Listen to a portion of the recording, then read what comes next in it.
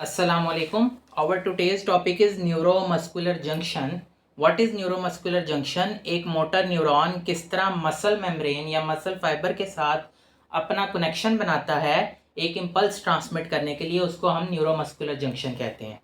Neuromuscular junction एक broader term synapse की example है।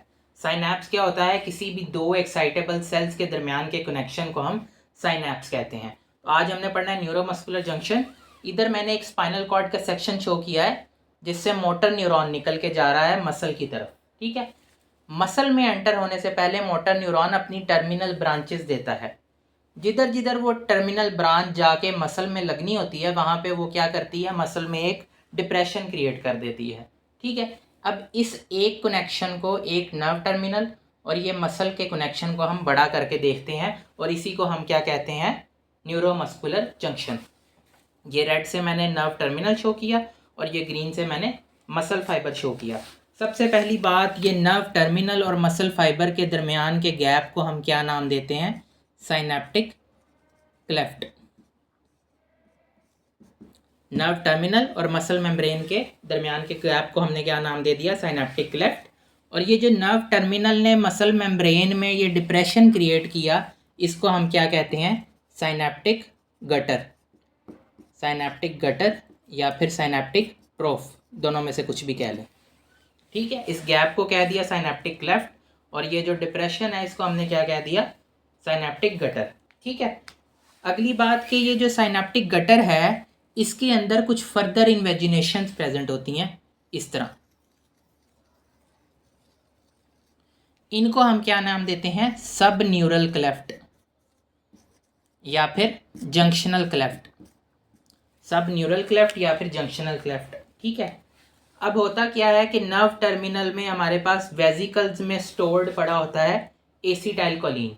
ठीक है, एसिटाइलकोलिन इंपॉर्टेंट एमसीक्यू। सिंथेसिस किधर होती है? साइटोसोल ऑफ एक्सॉन टर्मिनल में एसिटाइलकोलिन की सिंथेसिस होती है और ये फिर वेजिकल्स में स्टोर्ड होके इधर पड़ा रहता है जब तक इम्पल्स नहीं आती। सपोज अब स्पाइनल कॉर्ड से हमारी कोई ब्रेन से इम्पल्स आई, उसने क्या किया कि इधर जो है वो कैल्शियम चैनल्स प्रेजेंट होते हैं, उन कैल्शियम चैनल्स को ओपन किया और कैल्शियम जो है वो नर्व टर्मिनल के अंदर मूव कर जाएगा। जब कैल्शियम अंदर आएगा तो वो किसके साथ मिलेगा? कलमोडिलिन के साथ। कैल्शियम कलमोडिलिन कम्प्लेक्स जो है वो हमारे पास प्रोटीन काइनेज को एक्टिवेट करता है।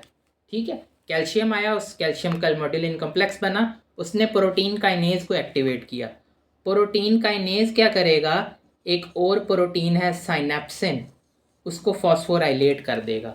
जब साइनेप्सिन फॉस्फोराइलेट होगी तो वो इन वेजिकल्स को कमांड देगी कि आप इस नर्व टर्मिनल के साथ जाके अटैच हो जाओ और एसिटाइलकोलिन को रिलीज़ कर दो।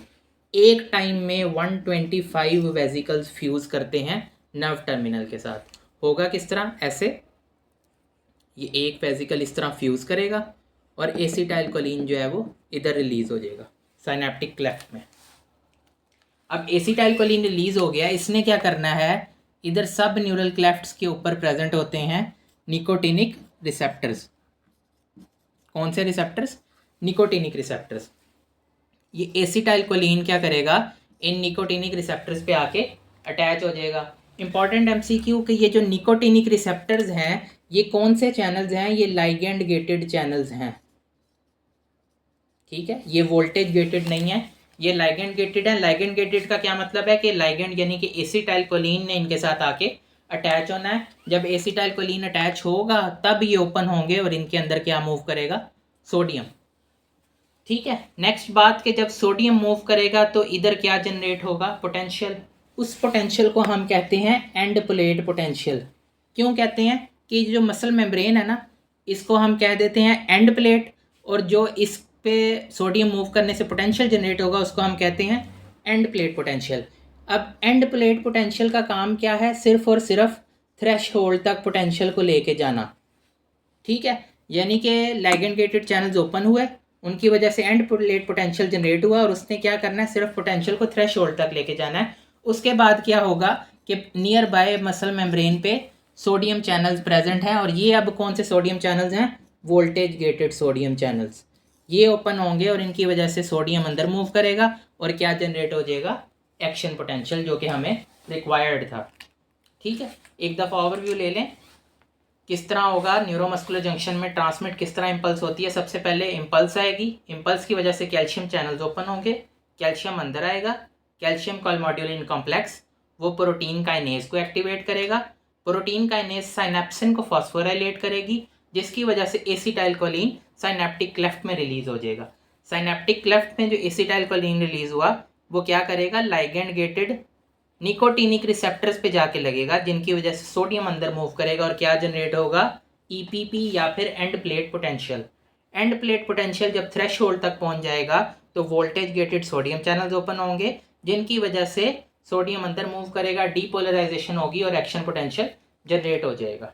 अब लास्ट बात जो हमारी रह गई वो ये है कि जितना भी एसिटाइलकोलिन साइनेप्टिक क्लेफ्ट में रिलीज हुआ, ज़रूरी नहीं है कि वो सारे का सारा निकोटिनिक रिसेप्टर्स पे जाके लगे, कुछ ना कुछ एसिटाइलकोलिन इधर साइनेप्टिक क्लेफ्ट में बच जाता है।